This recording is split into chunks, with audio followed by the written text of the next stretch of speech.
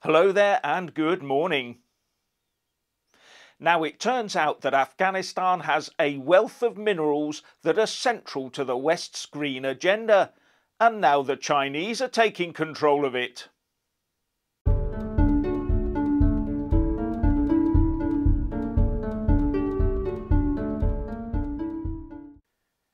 As per usual, please like, subscribe and comment below, and when subscribing please press that little bell, but also select the all option or you won't get any notifications.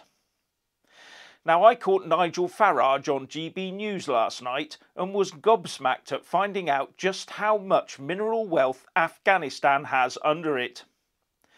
Now I have to admit, when this kicked off again I made big assumptions. The Afghan people are not wealthy.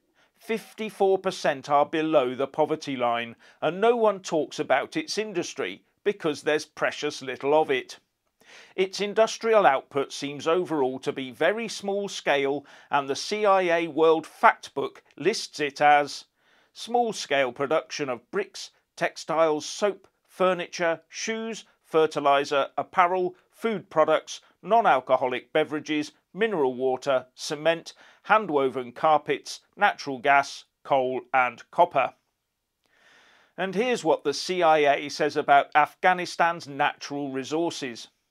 Natural gas, petroleum, coal, copper, chromite, talc, barytes, sulfur, lead, zinc, iron ore, salt, precious and semi-precious stones and arable land. And because this is being exploited at a very low level, I assumed there was not much of it, so I didn't do any more digging. Pardon the pun. But for some reason there's one huge omission here. If you add in the results of Russian and US geological surveys over the last 4 decades or so, you can add lithium to that list. And not just a little bit of lithium. According to US assessments done about 10 years ago, Afghanistan is the Saudi Arabia of lithium, i.e. they've got oodles of it. But back then this wasn't seen as particularly significant. But it is now, because lithium is crucial to our new fossil fuel-free green Western agenda. It is what makes our modern batteries tick. And Joe Biden has just handed the people of Afghanistan and the country's lithium over to the Chinese. Just when our governments want to ditch oil and go full on electric, we hand over a massive source of the elements required to make it work to a set of 7th century tyrants who've just got into bed with the West-hating Chinese Communist Party. Great job, Joe. Great job, USA. Here's what finance.9.com.au said back in 2011. That Afghanistan sits on vast mineral wealth has been detailed in several surveys, the most extensive of which were conducted by the Soviets in the 1970s. Mining companies, both Afghan and foreign, already have shown interest, notably in its copper, iron and oil.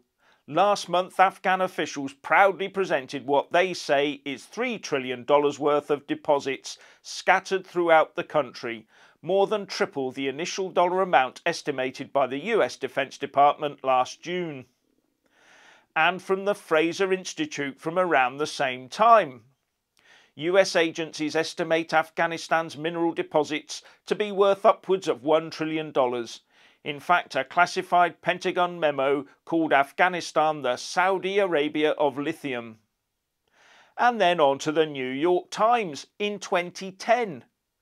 The previously unknown deposits, including large veins of iron, copper, cobalt, gold and critical industrial metals like lithium, are so big and include so many minerals that are essential to modern industry that Afghanistan could eventually be transformed into one of the most important mining centres in the world, the United States officials believe. So it's not exactly a big secret, is it? Oh, and those trillion-dollar amounts are based on prices from a decade ago. How much are they worth to our electric car industry today? What's been going on then? Why is Afghanistan still so poor? we've been in a real position to allow the people in that country to self-help their way out of poverty and have a net positive effect on the planet. It appears to me that the events of the past few days might well have been avoidable. And no MPs mentioned this in their debate yesterday. Talk about an abject failure of Western foreign policy. Or was it a failure? Was it too dangerous to extract those minerals because of the constant Taliban threat? Some might also say it's all to keep big oil in business a bit longer. Or is the plan to watch China also fail where the British Empire, the Russians and now the US had fallen before? But there's definitely more to this than meets the eye.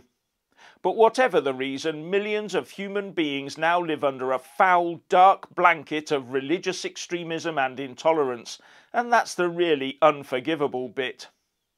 So what's your opinion on Joe Biden and Afghanistan's mineral wealth? Please like and comment below.